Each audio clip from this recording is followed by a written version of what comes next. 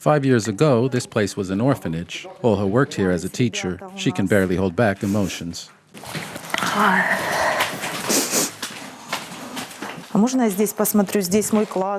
Can I look in here? It used to be my classroom. My children studied here. Since the start of Russia's undeclared war in eastern Ukraine, the building has turned to ruins. This used to be a history classroom. Everything was well furnished.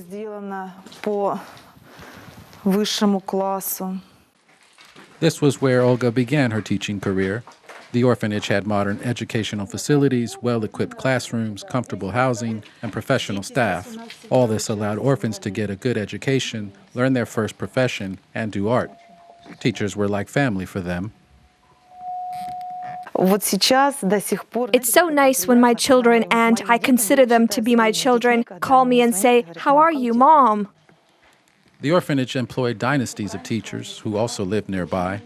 Now, their homes are constantly shelled by Russian-led militants. Probably all of our hearts remained here. Everyone who worked and lived here. It's ours, our native land. And now you look, and it's all overgrown and broken. 5 years ago, Russian hybrid forces advancing on Maryinka shelled the area. The orphanage was hit. The militant units later demanded the school's management hand over the children so they could be sent to Russia. Despite threats, the staff secretly transported the orphans to the government-controlled territory. Like many of her colleagues, Elena fled her home, but she didn't go far. Now she continues working with kids at the Maryinka Children's Art Center. We lived in Ukraine and still live in Ukraine. I love Ukraine. It's my motherland. Olga lived here for more than 30 years but lost everything in just a few days. Everything here reminds her of the life she had. The first thing I felt was fear, but then I felt that I'm home. We bathed here.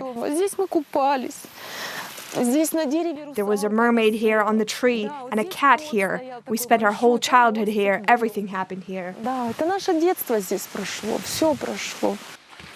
Olga says she would go back if she had a chance, just like thousands of others whom the war has forced to leave their homes. Reported by Ihor Medilyan, Donetsk region, UATV.